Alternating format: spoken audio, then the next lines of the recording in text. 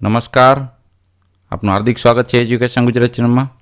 આજે આપણે ધોરણ 6ના ગુજરાતી પ્લસ વિષયનું ચેપ્ટર 3 ચોમાસામાં સૃષ્ટિ સૌંદર્ય આ પાઠના સ્વાધ્યાય પોથીનું સંપૂર્ણ સોલ્યુશનના વિડીયો માધ્યમ શીખવાનું છે. ચેનલ પર નવા વિડીયો ચેનલ સબસ્ક્રાઈબ લો, વિડીયોમાં લાઇક શેર કરી દેજો. પ્રશ્ન પહેલો છે, નીચેના દરેક પ્રશ્નના ઉત્તર માટે આપેલા વિકલ્પમાંથી સાચો વિકલ્પ શોધી તેનો ક્રમ અક્ષર પ્રશ્ન સામે આપેલા બોક્સમાં લખવાનો છે. પહેલો પ્રશ્ન, ચોમાસામાં ધરતી માતા આખા અંગે શું ધરવા લાગે છે?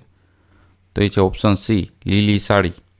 બીજો પ્રશ્ન, ધોધમાર વરસતા વરસાદમાં કોણ આનંદથી નહાતું જોવા મળે છે? તો એ છે ઓપ્શન એ, ભેંસ. ત્રીજો પ્રશ્ન, વરસાદ પછી કોનું મધુર ગાન આપણને સંભળાય છે? તો એ છે ઓપ્શન ડી, નાના મોટા ઝરણાનું. ચોથો પ્રશ્ન, લેખકે બાળકોને કયા જીવડાને શોધીને એકઠા કરવાનું કહ્યું છે? તો એ છે ઓપ્શન બી, ઇન્દ્રગોપ. પાંચમો પ્રશ્ન, ગામડામાં કોને પૂછીએ તો તેઓ બબૈયા ક્યાં બોલે છે તે બતાવે છે? ઓપ્શન ડી, ખેડૂતોને. છઠ્ઠો પ્રશ્ન, લીમડા કે પીપળાના ઝાડ પર કોના માળા જોવા મળે છે? તે છે ઓપ્શન સી, કાગડાના. સાતમો પ્રશ્ન, ચોમાસામાં આકાશમાં શું જોવાથી બાળકોને હર્ષ સમાશે નહીં? તે છે ઓપ્શન એ, ઇન્દ્રધનુષ. આઠમો પ્રશ્ન, ચોમાસામાં નિશાળ અને ઘરના બારણા ખુલ્લા મૂકીને બાળકોને ક્યાં ખેલવા જવાનું કહ્યું છે? તો છે ઓપ્શન બી, કુદરતને ખોળે. પ્રશ્ન બીજો, કૌંસમાંથી આપેલા શબ્દમાંથી સાચો શબ્દ પસંદ કરી નીચેની ખાલી જગ્યા પૂરો. પેલું, દેડકા અને ખાલી જગ્યાના તીણા સ્વરો મેદાનનું સ્વાગત દિવસ રાત થાય છે. તો એમાં આવશે જવાબમાં તમરા. બીજી ખાલી જગ્યા, વરસાદથી કાયર થઈ એક બાજુ ઊભેલા ખાલી જગ્યાને જુઓ. તો એ છે ગધેડા. ત્રીજી ખાલી જગ્યામાં પગ મૂકતા વહી જતા પાણીનો વેગ તમે માપી શકશો. તો એ છે ઝરણા. ચોથી ખાલી જગ્યા, ઉનાળો અને શિયાળો બાળકોએ ખાલી જગ્યામાં ગાળેલો. તો એ છે નિશાળમાં. પાંચમી ખાલી, ઘાસના નવા ખાલી જગ્યાને નિહાળશો અને ચૂંટશો અને રંગો તથા રૂપો જોઈને રાજી થશે. તો એ છે અંકુર. છઠ્ઠી ખાલી જગ્યા, ચોમાસામાં ખાલી જગ્યા પક્ષી ભાગ્યે જ દેખાય છે પણ તેનો બોલ અવશ્ય સંભળાય છે. તો એ છે બપૈયો. સાતમી ખાલી જગ્યા, ખેતરમાં મોરને પોતાના ખાલી જગ્યા પીછા પસારતો જોઈ શકાય છે. તો મનોહર. આઠમી ખાલી જગ્યા, ઇન્દ્રધનુષ જોઈને રંગોની ખાલી જગ્યા કરો. તો એ છે મિજલસ. પ્રશ્ન ત્રીજો, નીચેના પ્રશ્નોના ઉત્તર એક એક વાક્યમાં લખો. પહેલો પ્રશ્ન, ચોમાસું ચાલુ હોય ત્યારે શું થાય છે? તેનો જવાબ છે, ચોમાસું ચાલુ હોય ત્યારે આકાશો વાદળા વારંવાર ચડી આવે છે, કોઈ વાર ગાજવીજ સાથે તો કોઈ વાર ગર્જના વિના. મેઘના જળ પૃથ્વી પર ઉતરે છે. બીજો પ્રશ્ન, આકાશમાંથી વરસાદનું પાણી ગળ્યા કરતું હોવા છતાં લેખક બાળકોને શું કરવાનું કહે છે? તો જવાબ છે, આકાશમાંથી વરસાદનું પાણી ગળ્યા કરતું હોવા છતાં લેખક બાળકોને ઉડીને જાગૃત થઈને સ્ફૂર્તિ આણીને ફરવા રખડવા રમવા ઉપડવાનું કહે છે. ત્રીજો પ્રશ્ન, વરસાદની કૂતરા અને ગાયો પર શી અસર થાય છે? તો જવાબ છે, વરસાદમાં કૂતરા દોડા દોડ કરી મૂકે છે અને ગાયો અકળાઈ જાય છે. ચોથો પ્રશ્ન, વરસાદ પછીની હવાથી બાળકોમાં શું પરિવર્તન આવશે? તેનો જવાબ છે, વરસાદ પછીની તાજગી આપનારી હવાથી બાળકોમાં ઉડી જવાનું ચેતન આવશે અને તેઓ નિર્દોષ દોડાદોડ કરી મૂકશે. પાંચમો પ્રશ્ન, બાળકો ચોમાસામાં શું લાવીને મોટાને ભેટ ધરશે? તેનો જવાબ છે, બાળકો ચોમાસામાં નવા અને નાના ઘાસ અને ફૂલો લાવીને મોટાને ભેટ ધરશે. છઠ્ઠો પ્રશ્ન, ચોમાસામાં ગામડાના પાદર અને સીમ ભણી જતા કયા પક્ષીઓનો અવાજ સંભળાય છે? તેનો જવાબ છે, ચોમાસામાં ગામડાના પાદર અને સીમ ભણી જતા કોઈ ઘટામાં કોયલની કૂંજનો અને બપૈયાનો અવાજ સંભળાય છે. પ્રશ્ન ચોથો, નીચેના પ્રશ્નના ઉત્તર 2-3 વાક્યમાં લખો. પહેલો પ્રશ્ન, લેખકે ચોમાસામાં બાળકોને કેવા જળને જોવાનું કહ્યું છે? તો જવાબ છે, લેખકે ચોમાસામાં બાળકોને પૃથ્વી પર પથરાતા, એકઠા થતા અને નાની નીકોમાંથી નદીઓ બનતા આકાશના જળ જોવાનું કહ્યું છે. આ ઉપરાંત આ જળે રચેલા નાના તળાવ, ભૂશીરો, સામુદ્રી દુનિયો, બેટ અને દ્વીપકલ્પોને જોવાનું કહ્યું છે. પ્રશ્ન બીજો, શક્કરખોરો પક્ષીને કેવી રીતે ઓળખી શકાય? તેનો જવાબ છે થોર, કારણ કે કોઈ ફળ ઝાડ કે વેલ પાસે ઉડતું અને ફૂલોમાંથી મધ ચૂસતું, બરાબર, પક્ષી જોવા મળે તો તે પક્ષી શક્કરખોરો છે. તેની છાતી પીળી અને એ પીળી છાતી વચ્ચે કાળો લાંબો પટ્ટો હોય છે. ત્રીજો પ્રશ્ન, વરસાદ પછી ખેતરમાં જતા શું શું જોવા મળે છે? તેનો જવાબ છે વરસાદ પછી ખેતરમાં જતા વાવણી કરતો ખેડૂત, ખેતરમાં ઉગી ગયેલી જુવારની હારો, ગીત ગાતા ગાડાવાળા, ઝાડની ઓથે ઊભા રહીને બે પાવાને એકસાથે લહેરી વગાડતા તે સીમ ગુંજવતા લહેરી જુવાનિયાઓ જોવા મળે છે. પ્રશ્ન પાંચમો, આપેલા એક એક શબ્દ સમૂહ વાંચો, તેને લાગુ પડતા વિભાગમાં લખી ઉદાહરણ મુજબ છેકતા જાઓ. હવે ચોમાસાને લગતામાં આવશે જળ, ગર્જના, પૂર, મેઘ, ઇન્દ્રધનુષ અને મેઘધનુષ્ય.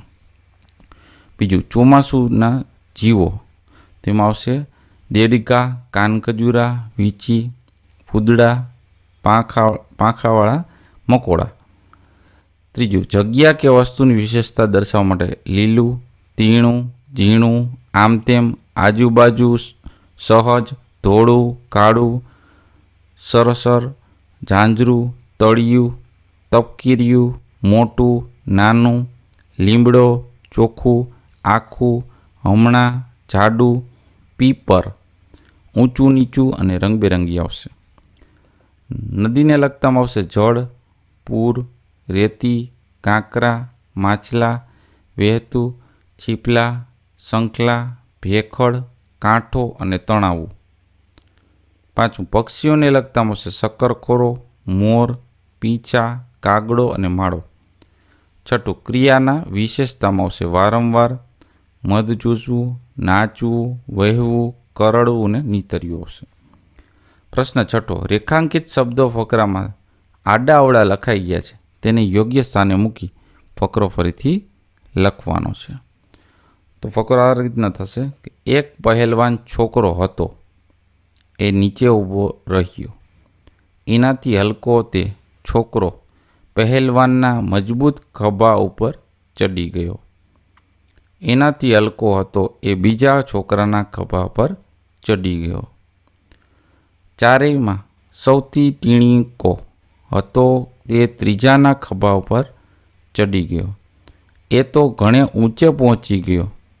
એના હાથમાં પાકી કેરી આવી ગઈ. તે સુગંધીદાર પણ હતી. ટીણકો તો ત્રીજા છોકરાના ખભા ઉપર જ કેરી ખાવા માંડ્યો. પ્રશ્ન સાતમો, કૌંસમાં આપેલ શબ્દમાંથી યોગ્ય શબ્દ પસંદ કરી ખાલી જગ્યા પૂરો. પહેલી, મેં દોડની હરીફાઈમાં ભાગ લીધો છે અને હું ખાલી જગ્યા દોડીશ તો ઝડપથી. બીજી ખાલી જગ્યા, વરસાદ પડવાથી રસ્તાની માટી ચીકણી થઈ ગઈ છે, હું ખાલી જગ્યા ચાલીશ તો કે શાંતિથી. ત્રીજી ખાલી જગ્યા, હાથમાં રંગ લાગી ગયો છે, હું હાથ ખાલી જગ્યા ધોઈશ તો ઘસી ઘસીને. ચોથું, મંજુલા ખૂબ આગળ પહોંચી ગઈ છે, તેને ઊભી રાખવા હું ખાલી જગ્યા બૂમ પાડીશ તો મોટેથી. પાંચમું, મામીએ લાપસી રાંધી છે, હું ખાલી જગ્યા જમીશ તો ધરાઈને. છઠ્ઠી ખાલી જગ્યા, દાદાને હવે ખાલી જગ્યા સંભળાય છે એટલે એ ખાલી જગ્યા બોલે છે તો ઓછું સંભળાય છે અને મોટેથી બોલે છે. સાતમું, ગ્રાહક ખાલી જગ્યા બોલતા હતા પણ વેપારી ખાલી જગ્યા જવાબ હતો ગ્રાહક ગુસ્સેથી થઈને બોલતા હતા, વેપારીએ શાંતિથી જવાબ આપ્યો. આઠમું, નાના છોકરાઓ તો ખાલી જગ્યા લડી પડે ને હસી પડે તો રમતા રમતા લડી પડે ને રડતા રડતા હસી પડે.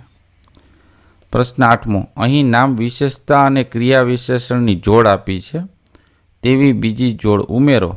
ઉદાહરણ પ્રમાણે બીજા 5-5 વાક્ય બનાવો. તો આ રીતના નામમાં ભાષણ, ટેબલ, મોબાઈલ, દાળ, છોકરી, ચા. વિશેષતામાં લાંબુ, લંબચોરસ, નવો, તીખી, હોશિયાર, ઠંડી. એ રીતના નામ, વિશેષતા, ક્રિયા પછી વિશેષતા, ક્રિયા અને વિશેષતા. એ રીતના આપણે આપેલું છે. એના આધારિત આપણે 5 વાક્યો બનાવશું. બરાબર? તો તમે પોઝ કરીને વ્યવસ્થિત લખી લેજો. આ ફીકું છે. બરાબર? ફીકું. ત્યારબાદ હવે પેલું વાક્ય છે, લાંબુ ભાષણ આપવાનો કંટાળો આવે. બીજું, મહેમાનોને મોડું થતું હતું એટલે ઉતાવળે ભોજન પીરસ્યું. ત્રીજું, મને થોડું પાણી આપો. ચોથું, હિના ધીમે ધીમે ચાલતી હતી.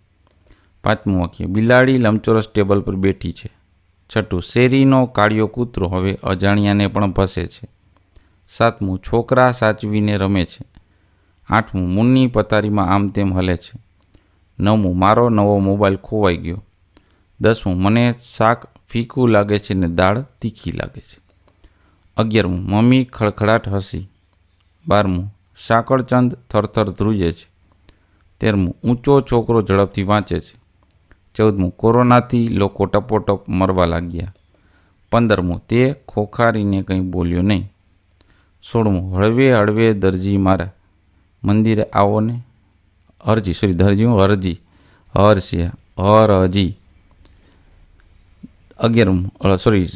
મને ઠંડુ દૂધ ભાવે છે. 18મું, કાકાએ પાકી કેરી મને આપી.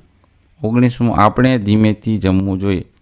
20મું, ગુરુની વાત તે ધ્યાનથી સાંભળતો હતો.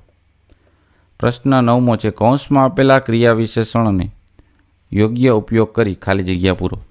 પેલું, દાંતમાં સડો ન થાય તે માટે હાર્દિક સવારે ઉઠ્યા પછી અને રાત્રે સૂતા પહેલાં ખાલી જગ્યા બ્રશ કરે તો નિયમિત.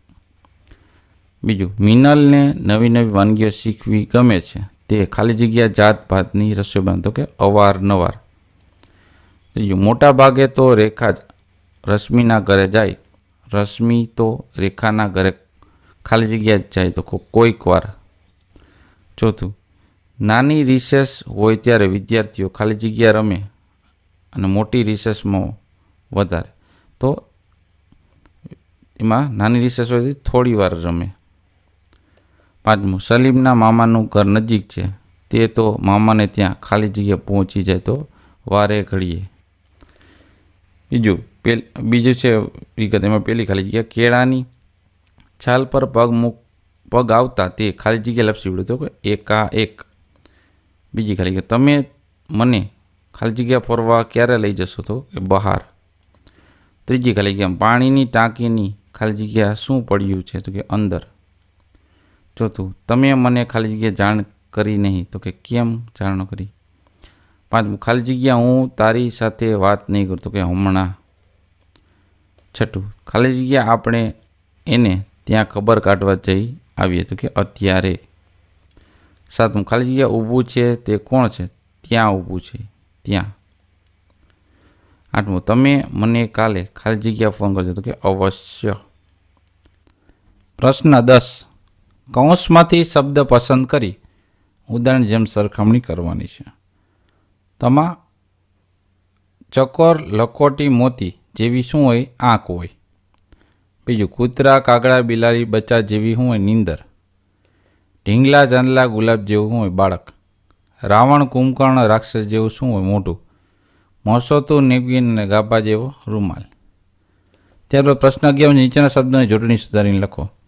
તારીના લખાય ગાજવીજ, ગર્જના, સ્વર, ઝીણા, સ્ફૂર્તિ, સૌંદર્ય, ભૂશિર, ક્ષિતિજ, નિર્દોષ અને સામુદ્રી ધુની.